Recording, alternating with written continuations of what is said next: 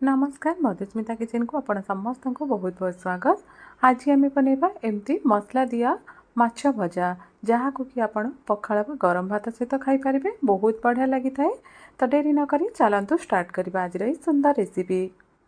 से प्रथम आम मसला रेडी करवा। ये मु छोट 3 चामच सोरिष नहीं आ गोटे छोट चामच ये मु जीरा नहीं आ सहित ये मु गोटे छोट चामच गोटा धनिया नहीं आउ 6 ରୁ 7ଟି गोलमरीच नहीं आउ 10 ରୁ 12 कोला रसुण 2टी कंचा लंका आउ एठी मु अध छोट चामच हल्दी पाउडर नहीं आपण चाहिए ए सुखिला लंका देकी बाटी पारे।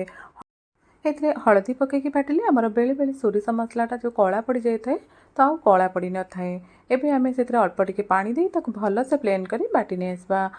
एठी मु 8 ରୁ 10 पीस मिरकाली माछ नहीं तो से माछ को मुझे एकदम बढ़िया से परिष्कार करी 4 ରୁ 5 थर ताको धोई नहीं भल से धोई नेला परे से मु गोटे छोट चामच हल्दी पाउडर गोटे छोट चामच ये आम चिली पाउडर पकई नवा आवश्यक अनुसार लुण पकईबा। एबे से गोटे बड़ चामच सोरिष तेल पकई नवा।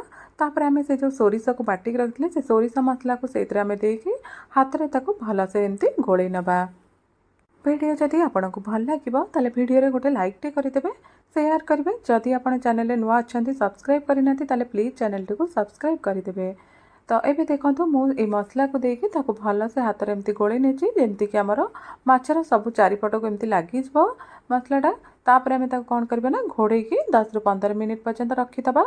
आमर से जो लुण और हलदी मसला सब देले से माछ भितर सेमती भल से टिके एमती पशिदिबो।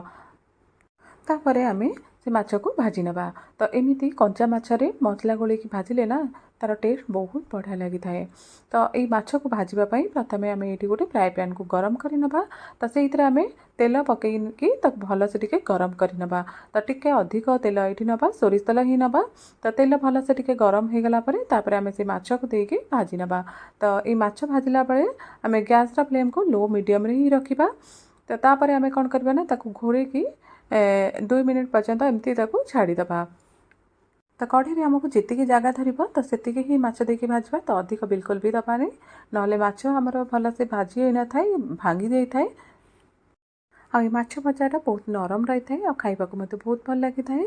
एबे देखो माछर गोटे साइड आमर हो गलानी आम आरपट साइड को एमती ओल्टे नवा। एबे या को आम आउ घोरेबानी तो एमती खोलार ही भाजी नवा।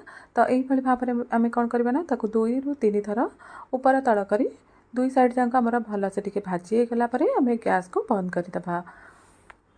एबे देखो माछर 2 साइड जाक आमर बहुत बढ़िया से हो जाए। तो एमती माछ भजा बहुत कम समय भाजी जाए आ खाइबा को मध्य बहुत टेस्ट लगी थाए। तो एमती माछ भजा घरे थरे निश्चय बनातु आ खातु केमिति लागला मते कमेंट करी निश्चय जणातु। आशा करूची आज भिडियोटी आपण मानकु निश्चय भल लगी। तो पुणी देखा आउ एक नुआ रेसिपी सह से पर्यंत रहुची। Thank you.